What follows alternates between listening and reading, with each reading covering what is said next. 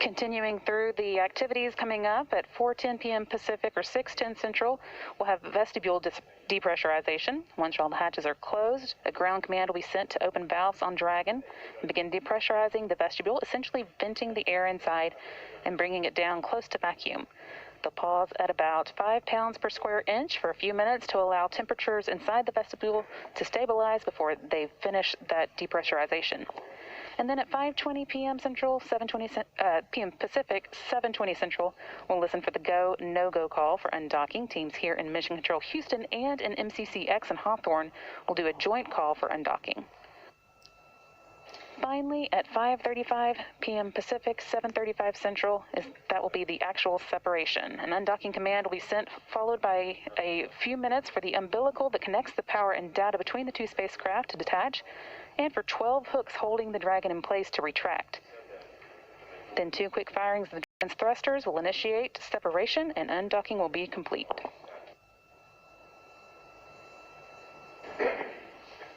NASA astronaut Shane Kimbrough is going to watch the undocking and departure from the cupola, but the prime departure monitoring role falls on the crew. Mission Control Houston will back them up from the ground. And SpaceX, this is as you've heard several times, Dragon's flight is intended to be autonomous. Dragon departure prep. Ahí está.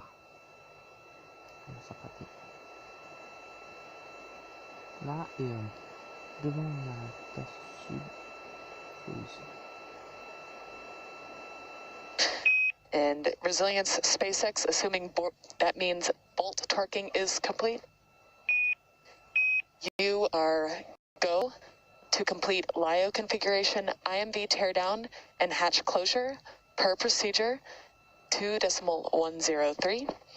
You can perform a LIO changeout to cartridge 2, and when complete, then execute your instructions in your closed event details, followed by suit donning per procedure 4.010. How copy?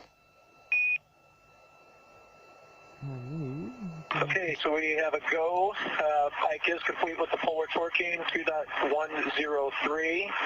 LIO cartridge is 2, and once complete with all of that, we're going to close the hatch and get into the event details. Good readback.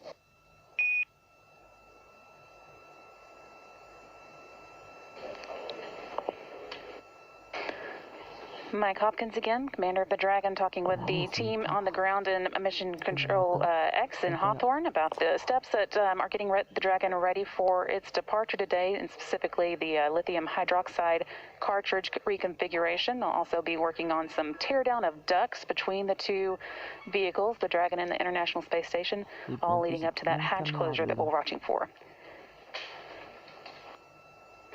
Here on the space station side of the activities, we're looking good. Solar arrays are locked in place, and we have good communication links. Attitude is going to remain on the United States thruster control until the time of undocking, when we'll switch to use control moment gyroscopes only. We're tracking no issues for an on-time departure. And as we get ready for that final ingress, I'll throw it back to Leah and Andy and Hawthorne. Thanks so much, Brandy. And we heard several calls there, and one being that they were go for hatch closure. You can see NASA astronaut Shane Kimbrough continuing to do some work around the hatches and in that vestibule area. And we should probably mention that just before we came on air today, we heard that the weather is go in the most recent weather briefing that comes about 2.5 hours prior to undocking. So everything continues to move on the timeline here. And then there in the center of your screen, you've also got NASA astronaut Megan MacArthur. She arrived with the crew members a week ago on Crew 2.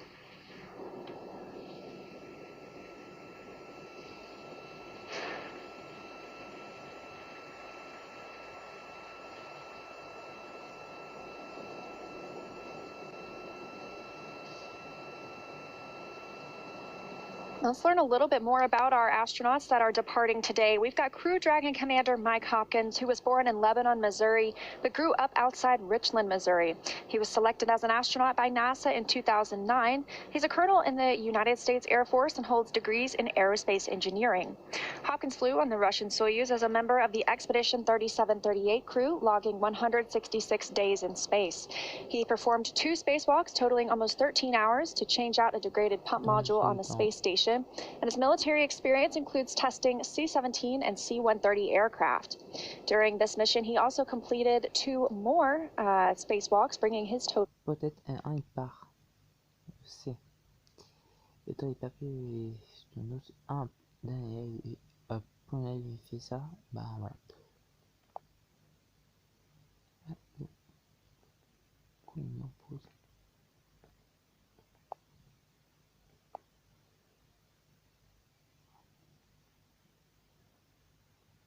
C'est mal out of the bag and install it. We then put LIO 1 in the storage location, but outside of the bag, and that's just the bag that goes to Endeavour. Is that correct? That is all correct.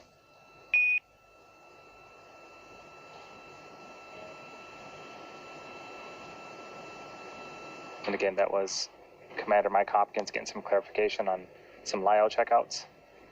On screen is Thomas Pesquet talking, who is off screen with Aki Hoshide.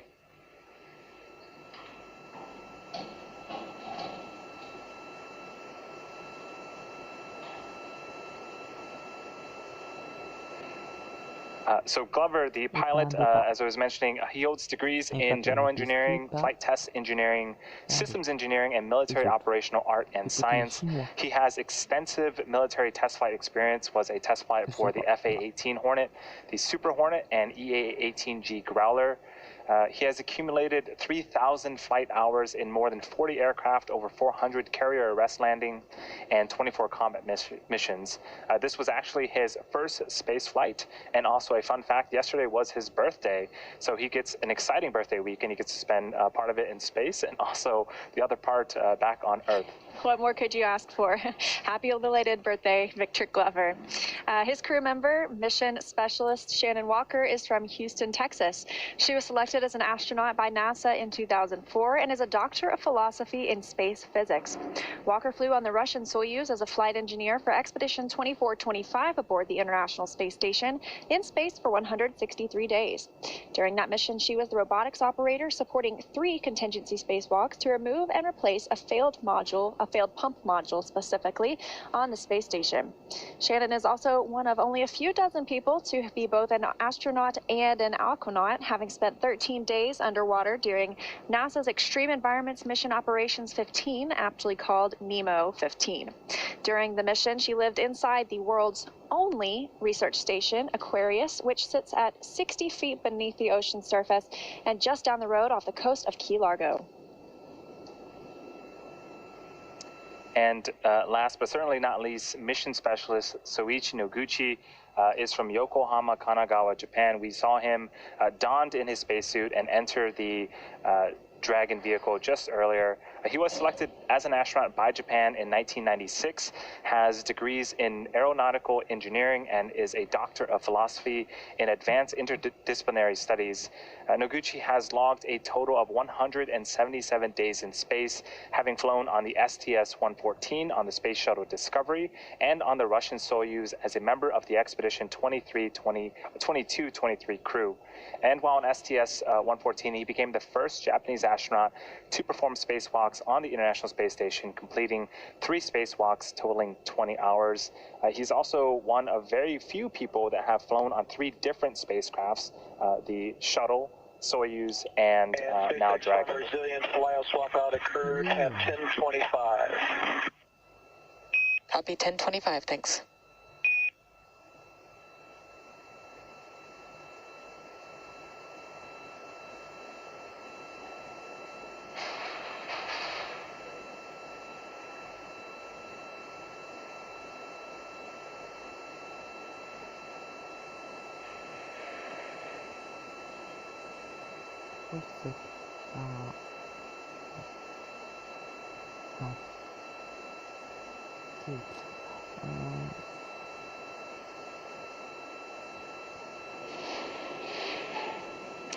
Soichi Noguchi, as you mentioned, logging 177 hours on his previous space flight, and this time he comes home. All 4 of these astronauts come home, having added 168 extra days Dragon in space. SpaceX for LIO time clarification.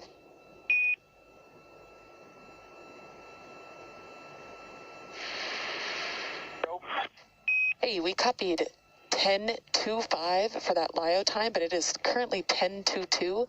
Can you confirm we copied correctly?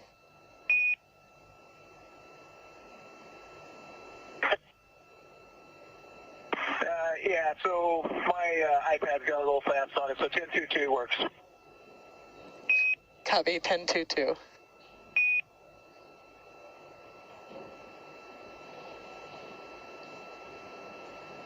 The crew discussing those lithium hydroxide canisters being switched out. So we mentioned they're coming home with 168 days in space, these 4 crew members. And once they splash down, they will be breaking a record from the set by the final Skylab crew of 84 days, 1 hour, and 15 minutes in space by an American crewed spacecraft. And that was in February 1974. So just another first for Crew 1. The crew is continuing to ingress the Dragon. The next major event coming up as they continue to do checkouts is Dragon hatch closure, followed by the APAS hatch closure on the space station side. And we heard that Shannon Walker and Soichi Noguchi, we saw they were already in their suits prior to ingressing Crew Dragon. So they were able to get in their seats and plug in those umbilicals, which are part of the suits that allow for communications, data, and air as well to flow into the suit. Mike Hopkins and Victor Glover, you can see inside the capsule, getting our first look of the day inside Crew Dragon Resilience.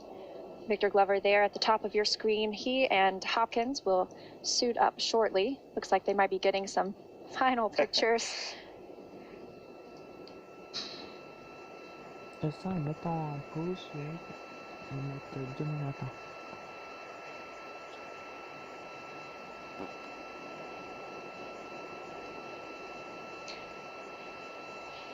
So the hands that you see closest to your screen, that is from astronaut Shannon Walker. Again, the mission specialists don their suits before ingressing.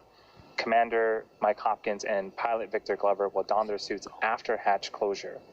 And it looks like they were just doing just that, closing that forward hatch.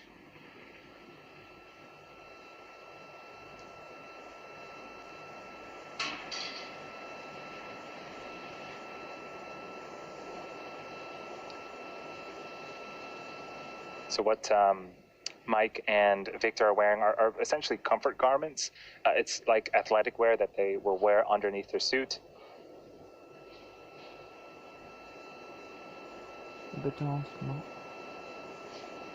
There's actually 2 hatches. The forward hatch that Leah had mentioned that they are currently working to close. There is also a side hatch that later on after splashdown, that's where they will egress from, and that's the same hatch that they used to ingress when they were launching back in November last year. And the view on your left from the International Space Station side of the operation. Not only does that Dragon hatch have to be closed, the APAS hatch has to be closed as well. Crew member Shane Kimbrough will be... Resilience hatch is closed. Copy, hatch closed.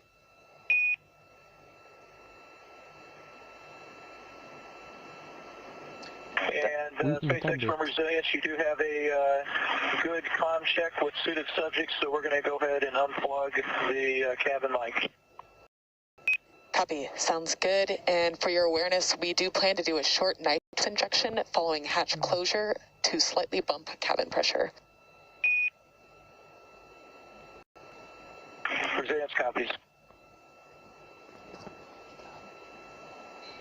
That hatch closure call coming at 3:25 p.m. Pacific time as the International Space Station was flying 269 statute miles over the South Pacific Ocean. We also heard the call that they have good comms in their suits. Again, as Leah mentioned, there's an umbilical on the right thigh of the suit that will give the suit all the avionics and electronics they need, including the comms. It also provides air and gases. Later on, as you know, the Dragon's capsule re-enters the Earth's atmosphere, it gets exceedingly hot, and so there is nitrox purge through the suit to keep the astronauts nice and cool. And nitrox is essentially a combination of nitrogen and oxygen, very similar to the breathable air that we have here on Earth.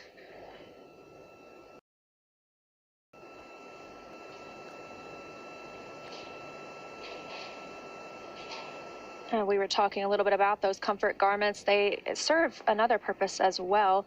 If you're familiar with compression socks, it's sort of a similar thing. They're orthostatic garments that these help the crew. They're sort of compression pants and squeeze their legs. That helps force the fluid from their legs up toward the upper part of their body when they come back to gravity. Helps everybody feel a little bit better after spending 6 months in space. Yeah. And it looks like we do have some satellite handoffs is to be expected.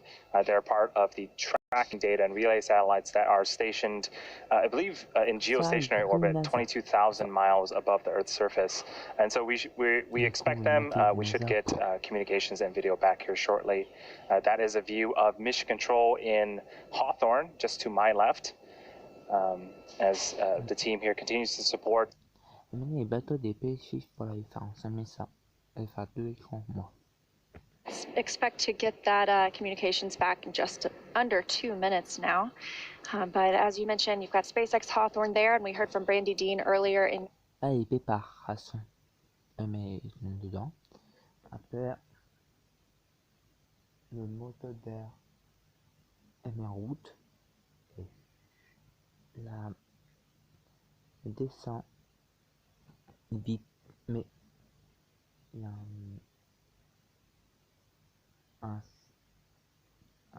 un pas ça. On it, Crew Dragon itself. So this Crew One team, they launched in November 15th of last year. It took them about 27 hours to get from Earth to the International Station. Today, different. Undock. It'll take about 6.5 hours from the International Space Station to deorbit, re-enter the Earth's atmosphere, and eventually splash down in Panama City, off the coast of Panama City, in Florida. So quite a bit of difference there. The return duration can take anywhere from 6 to upwards of 30 plus hours. There's a lot of things that go into, the time of return, the duration of the return, but it's all for the comfort and safety of the astronauts. So yeah, today it's going to be a nice short one for the astronauts. They don't have to wait too long in the resilient space capsule. It's pretty impressive, if you ask me. You can't really drive across the state of Texas in 7 hours, but you can make it from the International Space Station back down to Earth. And some of those factors that we were discussing that play into the length of a return can be, a lot of times we see crew sleep.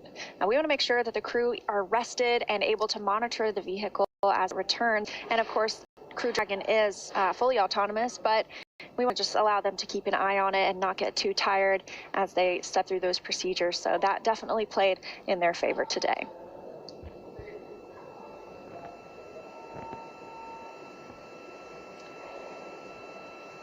So next up is for, now that the Dragon hatch is closed, the commander, Mike Hopkins, and the pilot, Victor Glover, will don their spacesuits. So a little bit more about the suits themselves. They are custom-made one-piece suits. The gloves, the boots, the helmets are all integrated into the suit. So effectively, it's like a onesie. You kind of get in, and everything just zips up. And then the umbilical that I mentioned earlier will pressurize it and give all of the electronics that they need for the suit to be able to communicate from space to ground. The helmet itself is 3D printed nylon, and the outside of it is made up of a few different materials. The gray material is Nomex, which is related to nylon, just a little bit different. It has some additional properties that the astronauts definitely would enjoy. It includes a sort of temperature resistance and radiation resistance and chemical resistance as well. And the white part is Teflon, I believe. But each of the suits are custom made to each of the astronauts. And as we continue to get crew ready to depart the space station, we are now joined by NASA's Commercial Crew Program Manager, Steve Stitch from Houston. Steve, thanks for popping in, and we're hoping you could give us some insight to the steps NASA and SpaceX have taken to get ready for tonight's return. Okay, hey, thank you very much. It's great to be here. It's it's pretty exciting to watch the crew getting ready to undock here in just a little bit under 2 hours. We've spent a lot of time over the last week or so getting ready to come home. You know, one of the big factors has been weather and trying to find the right circumstances and situation to bring the crew home. So what we typically do is we start looking at weather. You know, we were originally going to undock and land on Wednesday, and so around Monday we started looking at the trends in the weather and evaluating all the different sites and trying to find the best option to come home. And so, you know, it's taken a little while to find that optimal weather. Really what we're looking for is winds under about 6 to 8 miles per hour in that range. And so we've been looking at the sites over the last few days, and it turns out that the best site over the last 3 days or so has been this Panama City site. And so that's really one of the things we've been doing.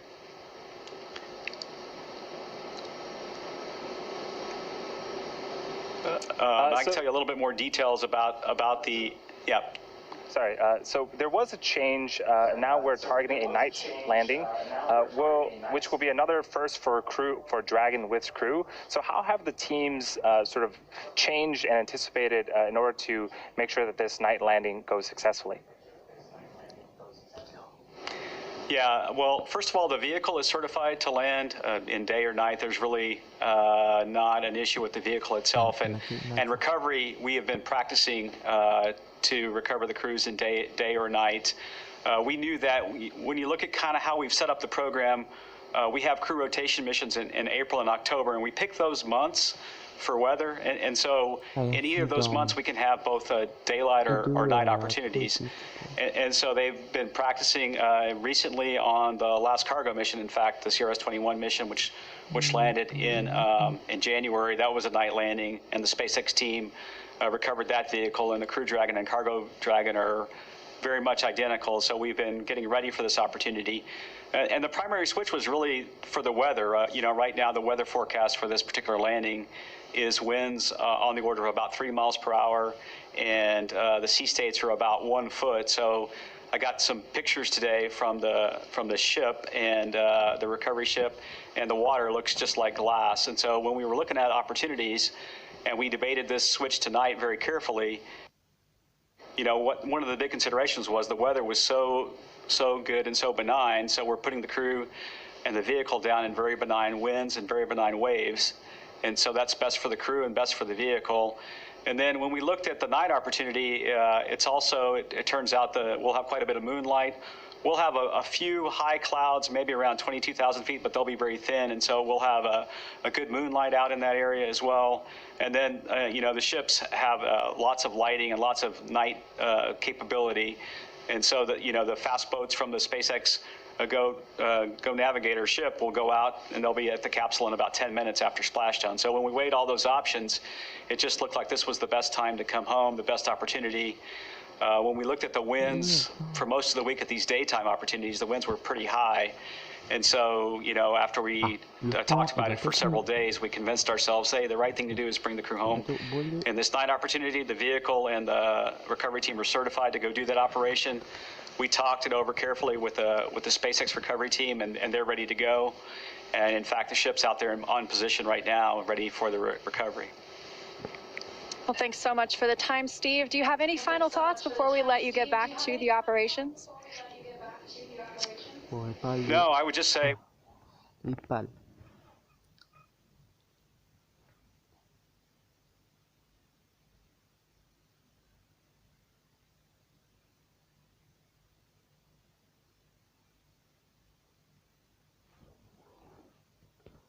If you just step back and think about this month of April now heading into May, it's been very busy for commercial crew. We had a port relocate of this vehicle early in the month on April the 5th. A launch not very many days ago now, just a little over a week ago on April the 23rd, and then, you know, now this return and landing for the Crew 1 vehicle and crew. And it's just an exciting time. I can't thank the teams enough for all their hard work at SpaceX, at NASA, across the country. You know, it's a very big team effort, not only between NASA and SpaceX, but the FAA is involved in clearing the airspace for the landing. The Coast Guard's involved in making sure we have notice to mariners and boats out and also patrolling the area. The Federal Communication Commission looking at the reentry and communications. And then finally, the Department of Defense, Detachment 3, in the event of a contingency, they're available to go do a worldwide rescue of the crew. And so we have a great team. We're ready to go, and we're well practiced. And so we're looking forward to landing this morning. Again, that was Steve Stitch, NASA's Commercial Crew Program Manager, giving us some additional details on the road to Crew 1's departure this evening. It is excellent news that although it is a nighttime splashdown, the sea states are pretty much ideal conditions with very little winds and very small waves. Now that Dragon's Hatch is closed, the crew is preparing to depart. We're going to take a short break before we get ready for undocking. Our live coverage will pick up at 5:15 p.m. Pacific time, about 15 minutes before the undocking command is sent and Dragon to physically separate from the station. And you've got a view on the right-hand side of your screen of Crew Dragon still attached to the station, and everyone is now in their suits. Not fully zipped just yet, but everything continues to progress. And once we undock, we'll stay live with you the entire time until Dragon splashes down off the coast of Florida on target for Saturday, May 1st at 11:57 p.m. Pacific time or 6:56 GMT on Sunday. So don't go anywhere. We will see you soon as Crew 1 gets ready to depart the International Space Station. No, I installed it not too long ago, so I assume it was done by procedure correctly, but we'll see.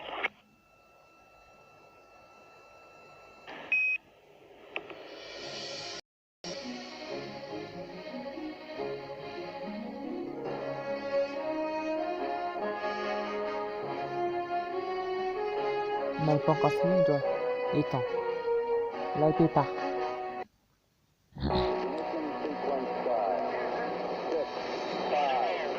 Voilà. La fusée.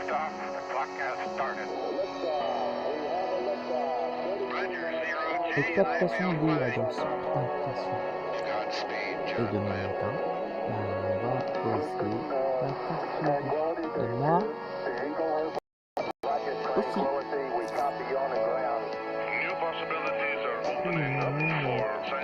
aussi.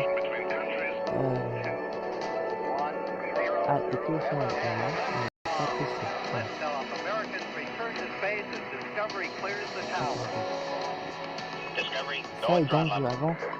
Là, il y aura ça.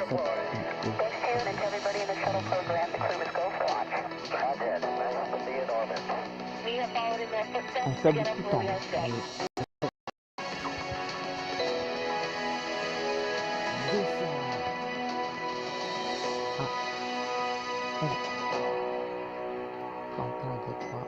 Good afternoon. It's Saturday, May 1st, here at SpaceX's headquarters in Hawthorne, California. We are coming to you live as we await for Dragon Resilient spacecraft to depart from the International Space Station and make its way back to planet Earth. We do expect Dragon Resilience to push away from the space station at about 5:35 p.m. Pacific time with our Crew 1 astronauts, 3 from NASA, Mike Hopkins, Victor Glover, Shannon Walker, and from Japan Aerospace Exploration Agency astronauts Soichi Noguchi. My name is Andy Tran. I'm a production supervisor here at SpaceX. I'm very excited to be bringing you live coverage of the Crew Dragon completing its second trip to the space station with people on board as NASA's first official long-duration mission of our Commercial Crew program. Joining me today is NASA's Public Affairs Officer, Leah Cheshire. Leah, how are you doing today? Hey, Andy. I'm doing awesome because you can't be anything else than that whenever you're excited about bringing some people home from space. So once Dragon departs station, the crew's flight home is expected to last roughly 6.5 hours and include 4 departure burns that move Dragon away from station and 1 final deorbit burn. Dragon is targeted to splash down off the coast of Panama City, Florida, in the Gulf of Mexico at 11:56 p.m. Pacific or 6:56 GMT, followed by the crew getting picked up at sea by one of SpaceX's recovery vessels. Now, the crew have been up there for quite a while. The mission began on November 15th of last year. Just a heads up, we saw some small silver float towards the airlock, bottom of the airlock behind you from Soichi's suit. Towards the deck.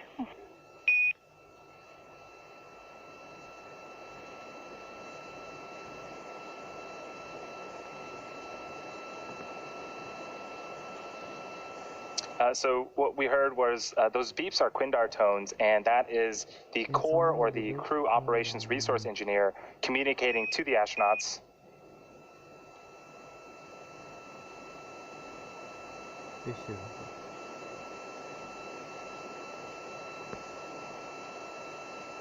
So that was the Capcom, the capsule communicator in Houston, still communicating with the astronauts aboard the International Space Station, as well as we get Crew 1 suited up and back into Crew Dragon.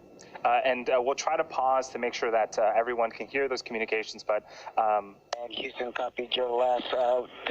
Which direction was it flying? Oh, I found it. Thank you. Glad to be of help. So this mission began last November on the 15th. On the big loop. SpaceX here.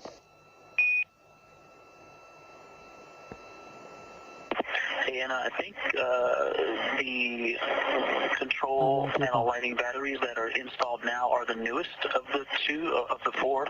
But I just wanted to confirm, do you want us to replace the batteries, or do you want us to leave the ones that are currently installed? Stand by 1.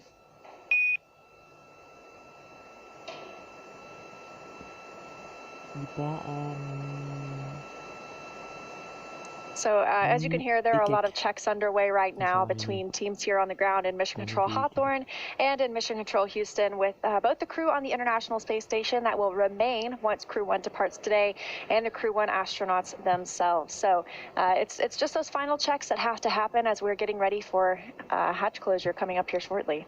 And on screen, that is a view from the International Space Station. That is Soichi Noguchi suiting up. He and Shannon Walker will go ahead and suit up outside, and that's Aki Hoshide next to him. That's the new space station commander. Command was transferred over to him from Shannon Walker, who's also departing today, and Walker will have probably already suited up at this point. They will ingress the vehicle already in their suits, and Mike Hopkins and Victor Glover will suit up after. SpaceX on Big Loop 4, answer.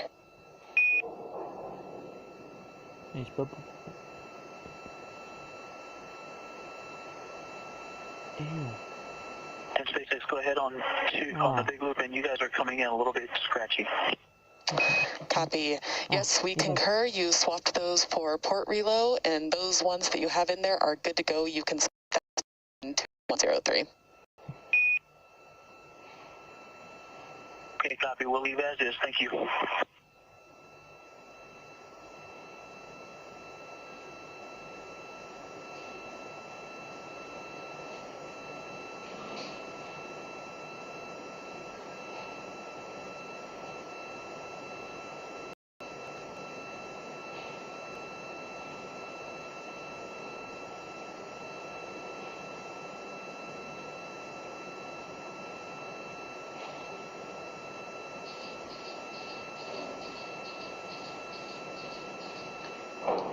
So as we wait, we can see a lot of astronauts continuing to help Soichi. Looks like they're taking photos.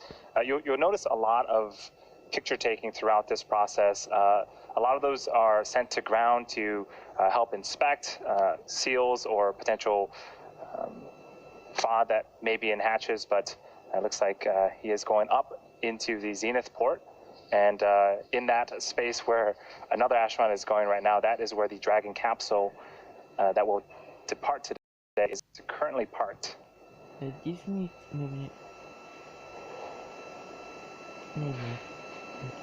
that is Soichi going through the APAS hatch and the vestibule into Dragon. We've got some cargo stowage right there as well. Love getting those final photos with your crew members in space. The next time they'll all see each other is when those crew members return to Earth as well. So I think it could probably be kind of hard to leave your friends after spending almost 6 months on board with them. And there's NASA astronaut Shane Kimbrough, who just arrived a week ago on the Crew 2 mission. He's helping them complete their checks ahead of hatch closure and undocking today.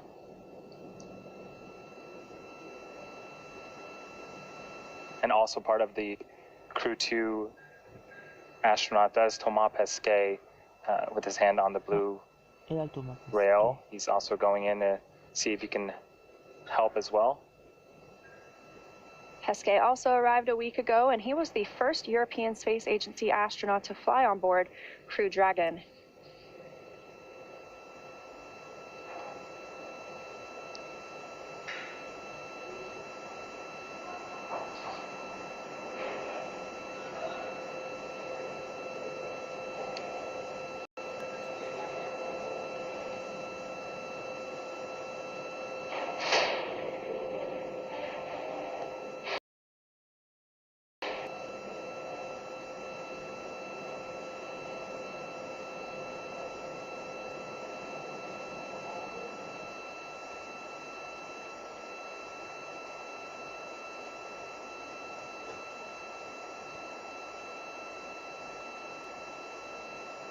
Alors là, la préparation de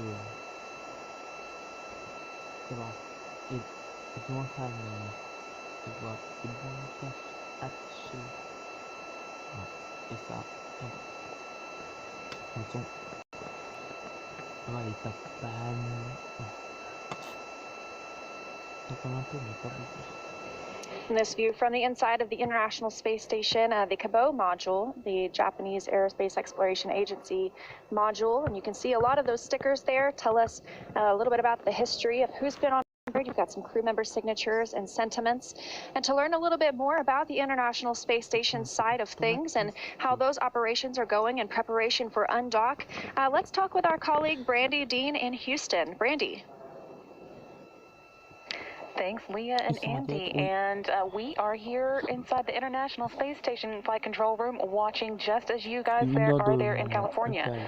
We're currently awaiting the astronauts, as you said, Mike Hopkins, Victor Glover, Shannon Walker, and Japan Aerospace Exploration Agency astronaut Soichi Noguchi to ingress and board Dragon for the return flight home. As you are seeing, ingress is definitely already underway.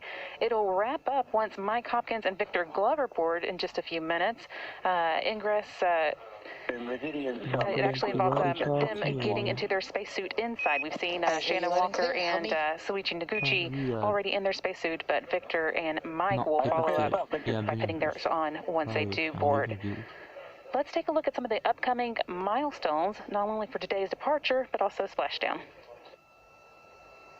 First up, of course, at 3:20 p.m. Pacific time or 5:20 Central, we will be watching for hatch closure.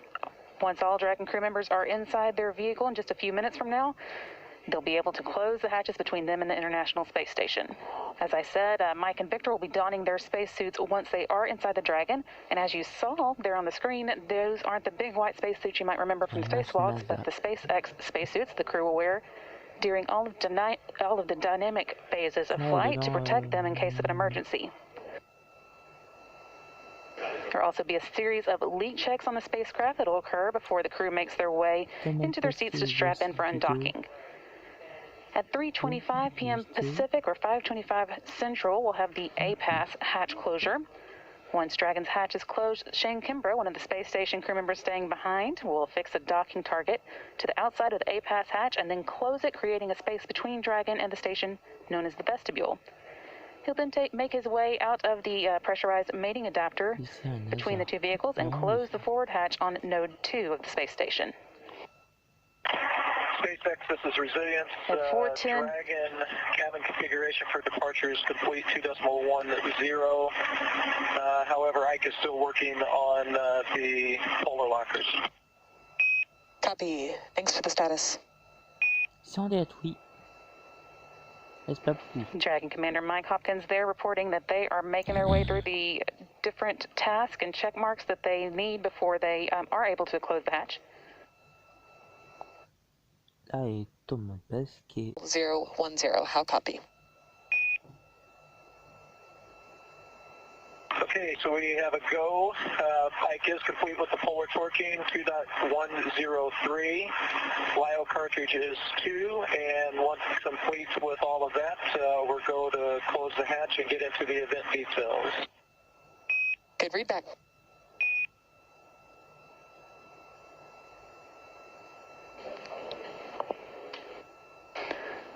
Mike Hopkins again, commander of the Dragon, talking with the team on the ground in Mission Control X in Hawthorne about the steps that are getting the Dragon ready for its departure today, and specifically the lithium hydroxide cartridge reconfiguration. They'll also be working on some teardown of ducts between the two vehicles, the Dragon and the International Space Station, all leading up to that hatch closure that we're watching for.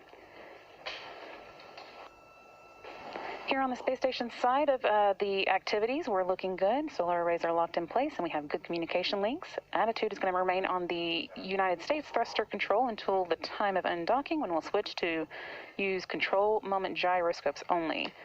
We're tracking no issues for an on-time departure. And as we get ready for that final ingress, I'll throw it back to Leah and Andy in Hawthorne. Thanks so much, Brandy. And we heard several calls there, and one being that they were go for hatch closure. You can see NASA astronaut Shane Kimbrough continuing to do some work around the hatches and in that vestibule area. And we should probably mention that just before we came on air today, we heard that the weather is go in the most recent weather briefing that comes about 2.5 hours prior to undocking. So everything continues to move on the timeline here. And then there in the center of your screen, you've also got NASA astronaut Megan MacArthur. She arrived with the crew members a week ago on Crew 2.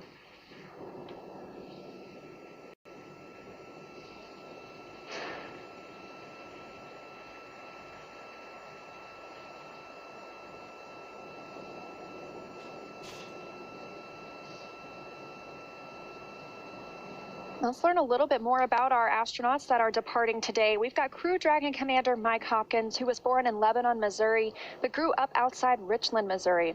He was selected as an astronaut by NASA in 2009. He's a colonel in the United States Air Force and holds degrees in aerospace engineering. Hopkins flew on the Russian Soyuz as a member of the Expedition 3738 crew, logging 166 days in space. He performed 2 spacewalks totaling almost 13 hours to change out a degraded pump module on the space station. And his military experience includes testing C-17 and C-130 aircraft. During this mission, he also completed 2 more spacewalks, bringing his total to 4. Next up is pilot Victor Glover. He's a native of Pomona, California. He was selected as an astronaut by NASA in 2013. Glover is a commander in the United States Navy, holds degrees in general engineering, flight test engineering, systems engineering. For the LIO changeout. Go ahead. Okay, I just want to verify that when we take LIO 2 out of the bag and install it, we then put LIO 1 in the stowage location, but outside of the bag, and that just the bag goes to Endeavour. Is that correct? That is all correct.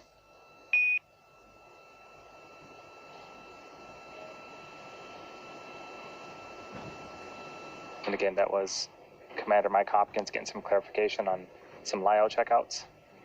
On screen is Thomas Pesquet talking, who is off screen with Aki Hoshide.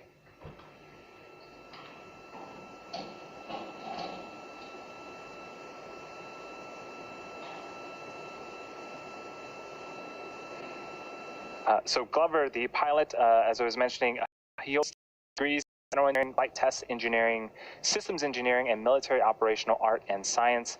He has extensive military test flight experience, was a test flight for the FA-18 Hornet, the Super Hornet, and EA-18G Growler. He has accumulated 3,000 flight hours in more than 40 aircraft, over 400 carrier arrest landing, and 24 combat missions. This was actually his first space flight, and also a fun fact, yesterday was his birthday, so he gets an exciting birthday week, and he gets to spend part of it in space, and also the other part back on Earth. What more could you ask for? Happy belated birthday, Victor Glover. His crew member, mission specialist Shannon Walker, is from Houston, Texas. She was selected as an astronaut by NASA in 2004 and is a doctor of philosophy in space physics. Walker flew on the Russian Soyuz as a flight engineer for Expedition 2425 aboard the International Space Station in space for 163 days. During that mission, she was the robotics operator supporting 3 contingency spacewalks to remove and replace a failed module of failed pump module specifically on the space station. Shannon is also one of only a few dozen people to be both an astronaut and an aquanaut, having spent 13 days underwater during NASA's Extreme Environments Mission Operations 15, aptly called NEMO 15. During the mission, she lived inside the world's only research station, Aquarius, which sits at 60 feet beneath the ocean surface and just down the road off the coast of Key Largo. And last but certainly not least, mission specialist Soichi Noguchi is from Yokohama, Kanagawa, Japan. We saw him donned in his spacesuit and enter the Dragon vehicle just earlier. He was selected as an astronaut by Japan in 1996, has degrees in aeronautical engineering, and is a doctor of philosophy in advanced interdisciplinary studies. Noguchi has logged a total of 177 days in space, having flown on the STS-114 on the Space Shuttle Discovery and on the Russian Soyuz as a member of the Expedition 22-23 crew. And while on STS-114, he became the first Japanese astronaut to perform spacewalks on the International Space Station, completing 3 spacewalks totaling 20 hours. He's also one of very few people that have flown on 3 different spacecrafts, the Shuttle, Soyuz, and now Dragon. Resilience flyout swap out occurred at 10:25. Copy 10:25, thanks.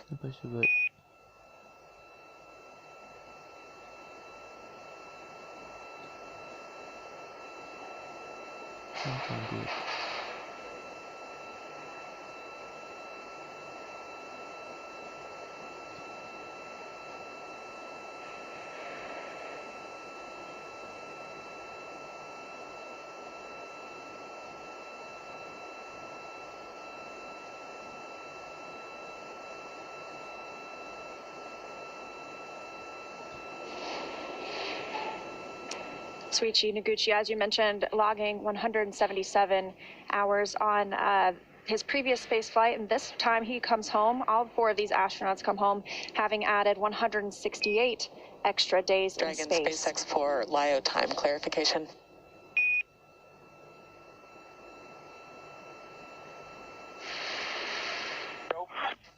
Hey, we copied 10:25 for that LIO time, but it is currently 10:22. Can you confirm we copied correctly?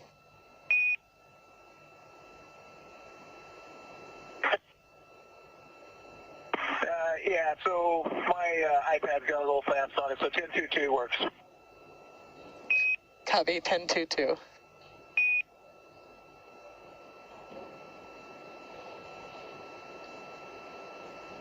The crew discussing those lithium hydroxide canisters being switched out. So we mentioned they're coming home with 168 days in space, these 4 crew members. And once they splash down, they will be breaking a record from the set by the final Skylab crew of 84 days, 1 hour, and 15 minutes in space by an American crewed spacecraft. And that was in February 1974. So just another first for Crew 1. The crew is continuing to ingress the Dragon. The next major event coming up as they continue to do checkouts is Dragon hatch closure, followed by the APAS hatch closure on the space station side. And we heard that Shannon Walker and Soichi Noguchi, we saw they were already in their suits prior to ingressing Crew Dragon. So they were able to get in their seats and plug in those umbilicals, which are part of the suits that allow for communications, data, and air as well to flow into the suit. Mike Hopkins and Victor Glover, you can see inside the capsule, getting our first look of the day inside Crew Dragon Resilience. Victor Glover there at the top of your screen. He and Hopkins will suit up shortly. Looks like they might be getting some final pictures.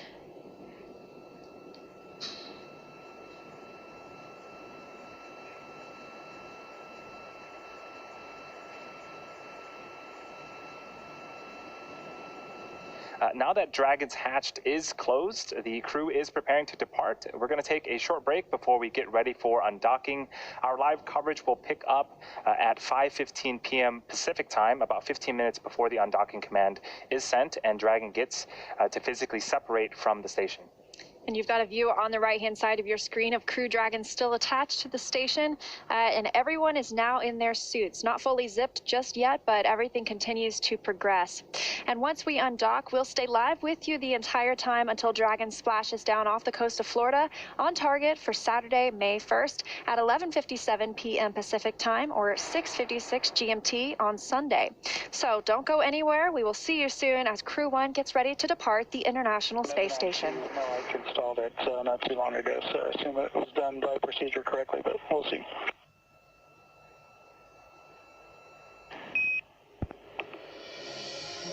Ah.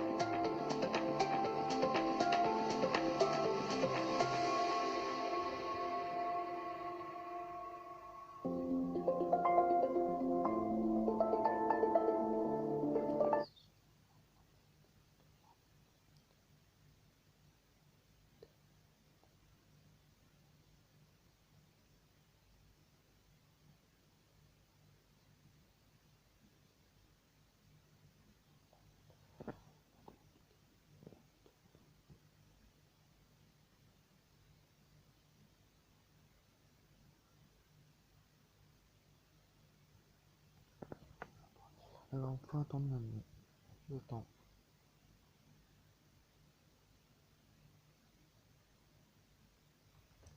Allez, combien de minutes?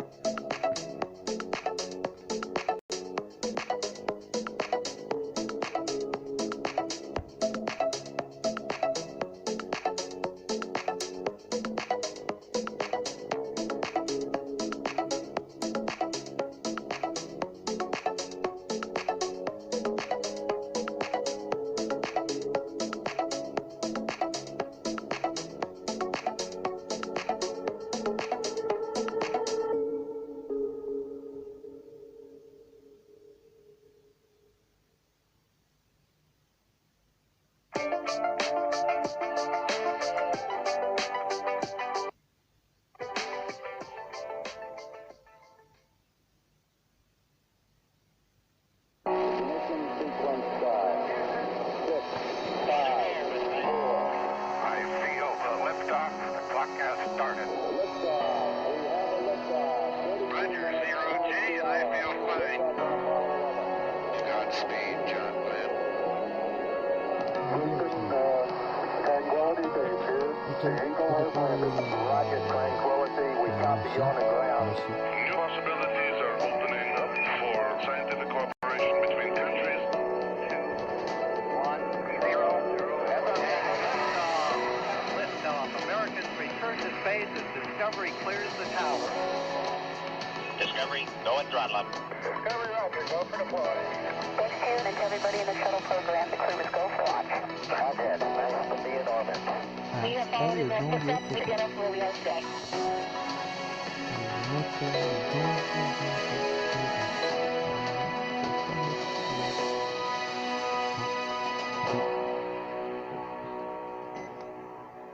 Good afternoon or evening if you're watching from the East Coast. It's Saturday, May 1st, here at SpaceX's headquarters in Hawthorne, California.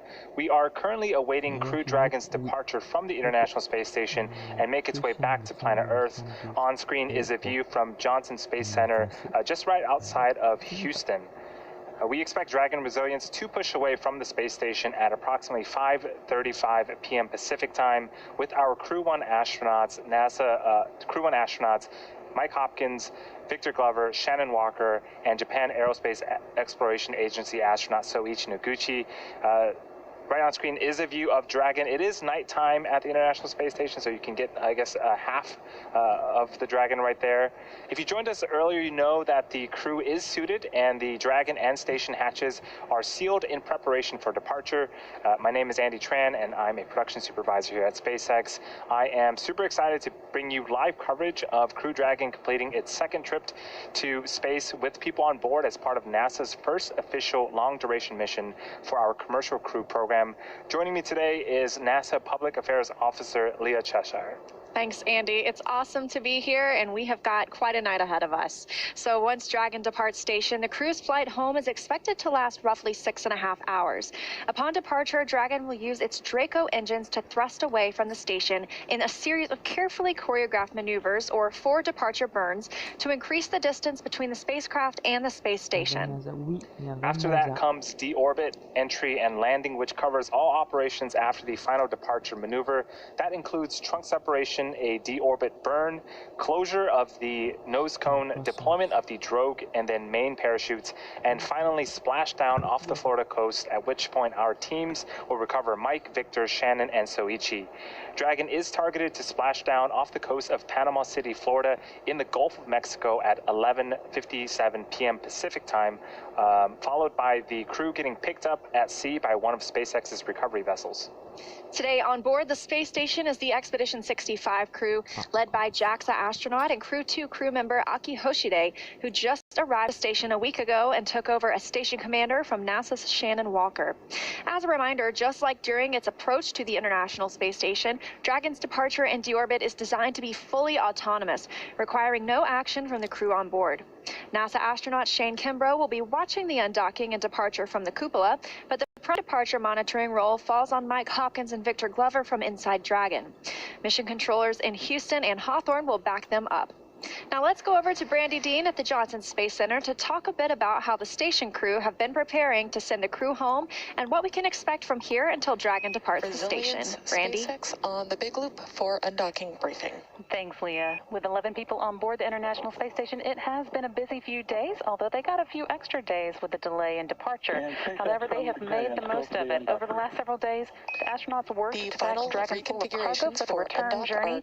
Besides its 4 crew members, Dragon's going to be returning more than 260 kilograms or 570 pounds of cargo back to Earth. Half of that is samples from research projects on board the International Space Station, including multiple powered freezers packed with samples. All of this will get unloaded after we get the crew out following splashdown. From there, it'll be sent to researchers around the country for final analysis. The crews also removed emergency hardware that was kept inside Dragon during docked operations and transferred back to the space station. And they took time to get their SpaceX suits unpacked. 0030 for the start of the sequence. Visors are closed and secured, and we are a go for the undock. We copy you are go and your visors are down. Thank you. Station Houston on the Big Loop. Perform steps 2 through end in 1.602 Dragon departure monitoring.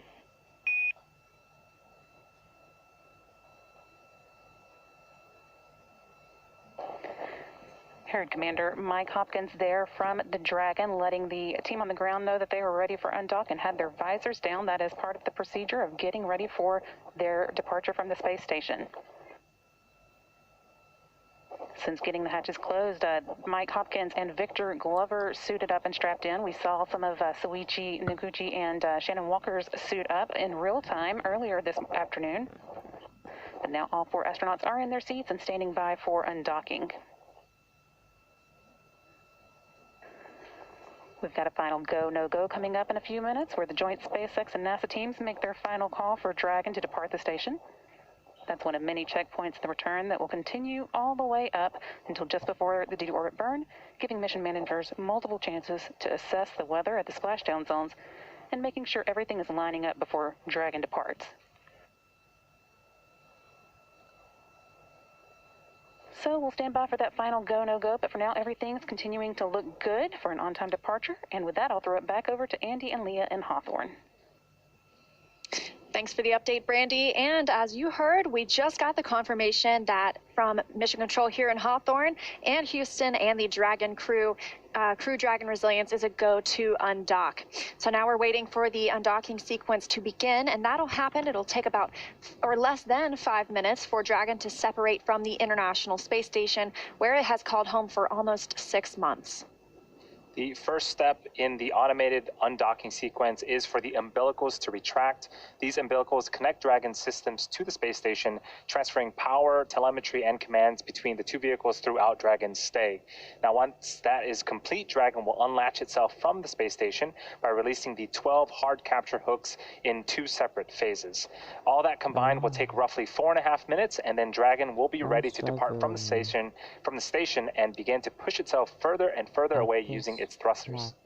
Dragon's initial departure from station is a little different from any other docked vehicles like the Soyuz that rely on springs to push them away from the docking port. Dragon will execute 2 short thruster firings to undock using a combination of the 12 Draco engines around the base of the capsule, with the first breaking any stiction between Dragon and the docking port, and the second slowly backing the spacecraft away.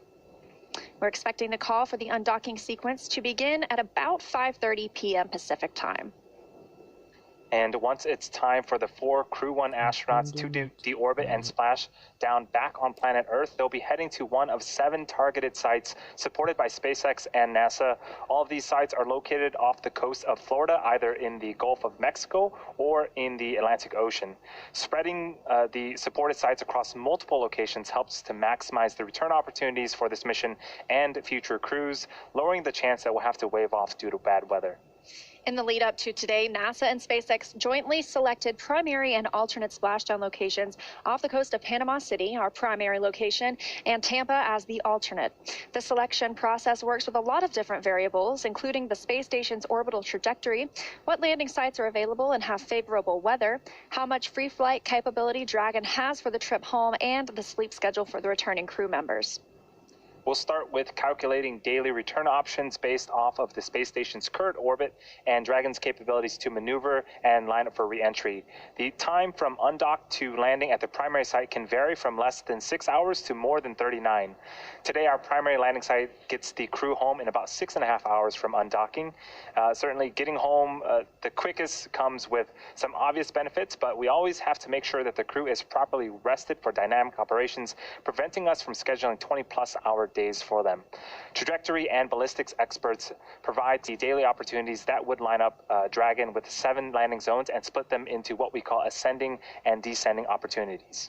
Dragon uses its Draco thrusters after leaving station to execute a series of altitude-lowering maneuvers and to line up with the selected primary site. It can also change to different alternate sites while in free flight if sudden weather moves in that we want to avoid. And weather is something that we're constantly looking at, making the final call to proceed about 2.5 hours before the crew undocks.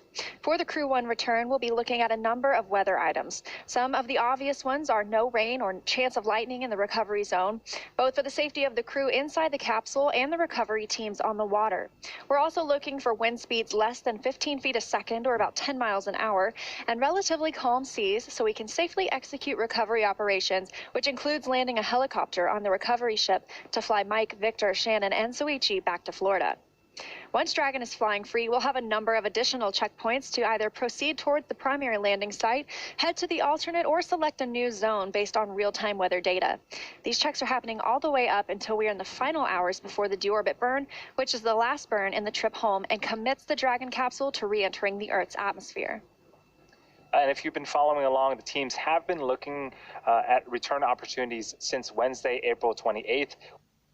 With weather being the major factor, we waived off our initial opportunities to undock on the 28th and on the 30th, with teams making the decision to pursue our current undocking and splashdown plan just yesterday. The weather conditions in the Gulf for tonight's attempt are ideal for splashdown and recovery, with very low wind speeds and almost glass-like sea states. This will be the first time we're bringing crew back in a nighttime splashdown, but we are well prepared. SpaceX was able to practice for this very scenario with the return of the CRS-21 cargo mission, returning a similar Dragon capsule with a nighttime splashdown off the Florida coast. All of our recovery teams have practiced for recovery conditions at night, giving us confidence to carry this out this operation and bring the crew home safely. SpaceX also has additional personnel on the recovery ship to recover Dragon's parachutes and our standard set of medical professionals and Dragon technicians to secure the capsule and get the crew out quickly and safely. And another fun history fact for this return, this will be the first night splashdown of a U.S. crewed spacecraft since Apollo 8's pre-dawn return in the Pacific Ocean on December 27, 1968, with NASA astronauts Frank Borman, Jim Lovell, and Bill Anders. It's quite a while since we've had a nighttime splashdown with crew members on it. But again, like Leah said, we've been practicing this for years and have extensive amounts of testing. If the mission teams were to wave off after undocking prior to the deorbit burn, the crew can remain on orbit for more than 60 hours before they have to come home. And after undocking, the trip home will take less than 3 days to either our primary or alternate locations. So the crew have 3 days worth of food and snacks on board, along with plenty of water. And as Andy just mentioned, for today's undocking, Panama City is the prime splashdown location, and Tampa is the backup location for splashdown. And as a reminder, Dragon does have the capability to change alternate locations after undocking.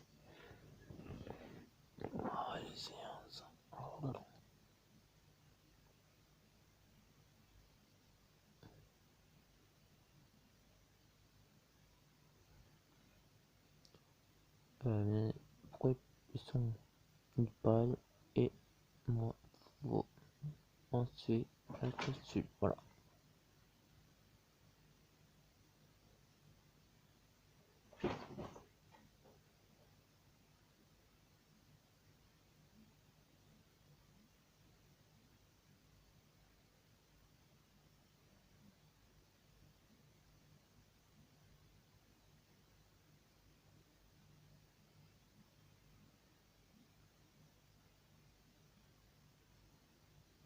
Et plus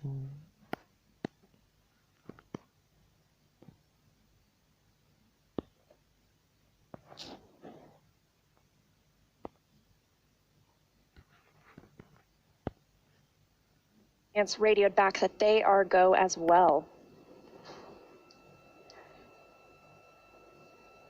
Hatches. Oh, go ahead. No, I was going to say we have some precious cargo on board with the 4 astronauts, but they're also bringing home quite a bit of cargo, additional cargo as well, over 250 kilograms worth of supplies, food, and stuff as well, and experiments to bring back with the return to Earth. We heard them addressing in the previous show. We were watching hatch closure. They addressed the polar lockers, and those help us bring home science and research that's been conducted on station that needs to be refrigerated. So it's a wonderful capability of Crew Dragon that we're able to get that back to Earth to be analyzed, and so that the teams here on Earth that put together those investigations can take a look. And all that cargo is being stored in the pressurized section or sort of the capsule section of Dragon. Sometimes we can store objects in the trunk, but later on you'll see that we actually eject the trunk. SpaceX undock sequence commanded. We actually undock the trunk in preparation for re-entry. Copies, we see the same. That's the call we were looking for, right on time at 5:30 p.m. Pacific time. Crew Dragon and the International Space Station flying 260 statute miles southwest of Liberia.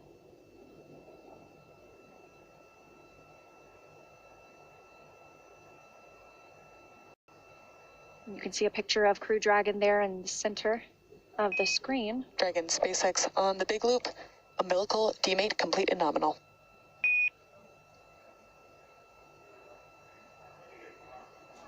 Copy.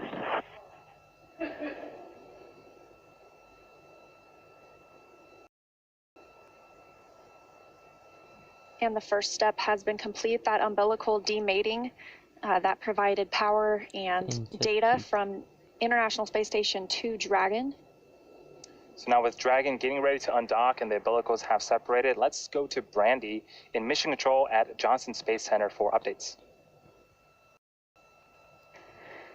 Thanks, Andy. That confirmation of the umbilical retraction means that a series of steps have been set off. Right now, the first set of 6 out of 12 hooks should be retracting. That starts just a split second after the undock command is sent. There are 2 sets of 6 for 12 in total. Take about 4.5 minutes in all to unhook, after which time the Dragon will be able to begin. Là, je dois passer ici, et en dedans, sas, et donc, voilà. 6 hooks should be retracting right now.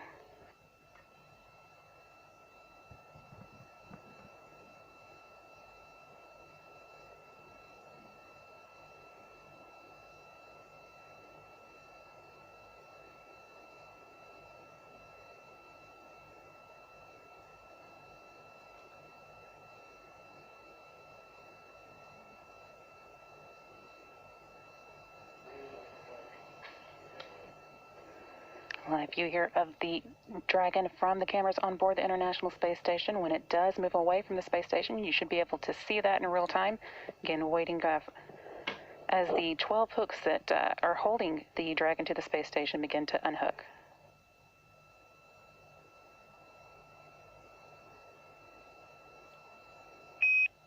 Dragon SpaceX on the big loop. First set of hooks open and nominal. Yes, copies, we see the same. Confirmation there from the core in Hawthorne that the first set of hooks was able to unlatch as expected. Now working on that second set of 6 hooks. Those 12 hooks have been holding the Dragon to the space station. And once they've all retracted, the Dragon will begin to perform a series of burns that will move it away. That's still about a minute or so away. First undocking burn should come at 7:34 p.m. Central Time. The first burn is only a minute and a half, or second and a half long, and will be quickly followed by a 5-second burn, undock burn 2, at 7:35. And then almost immediately after that, a 16-second departure burn 0.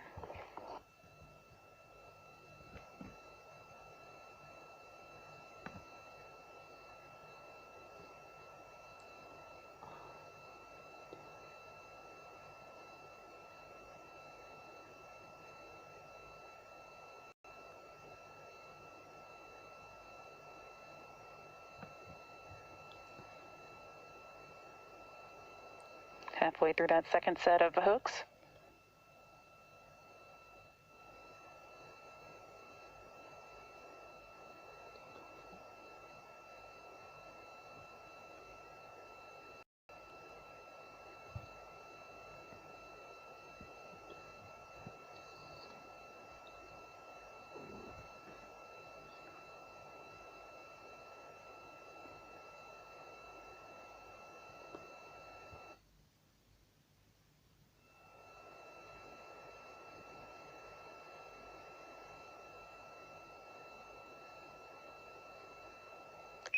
Dragon, SpaceX on the big loop, all hooks open and nominal. And copies, we see separation. Mike Hopkins there confirming what you're seeing on the screen. Dragon moving away from the International Space Station. Dragon separation visually confirmed. And SpaceX concurs.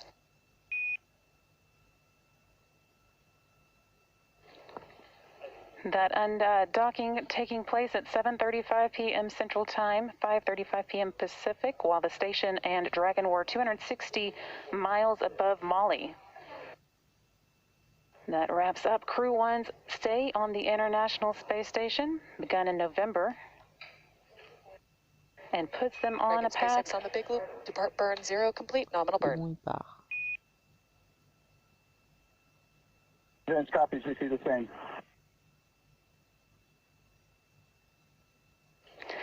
And confirmation there of the first of several good burns taking place. Again, there are 2 undocking burns that occur almost back to back, and those will be followed by departure burn 0.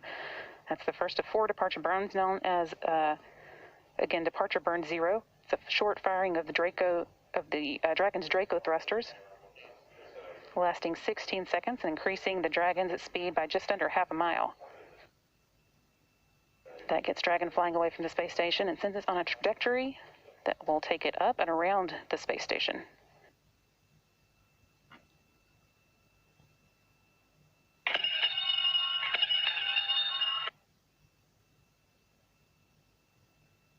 Resilience departing.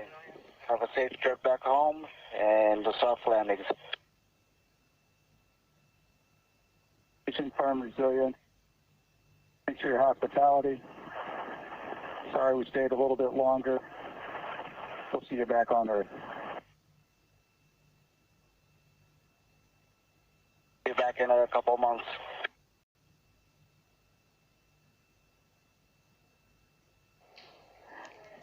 Space Station Commander Aki Hoshide, they're bidding Crew 1 goodbye as they move away from the International Space Station. Again, that departure burn 0 was complete and nominal, so that sets the crew on their way home for the day.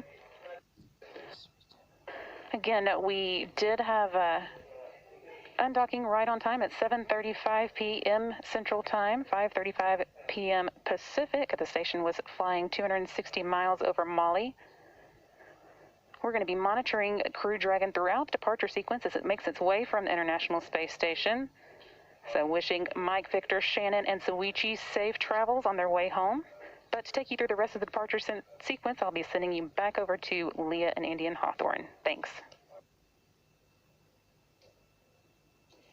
Thanks, Brandy, and great to see that successful undocking of Crew Dragon Resilience. You can still see it on your screen. The station is in an orbital nighttime. That's where this view is coming from.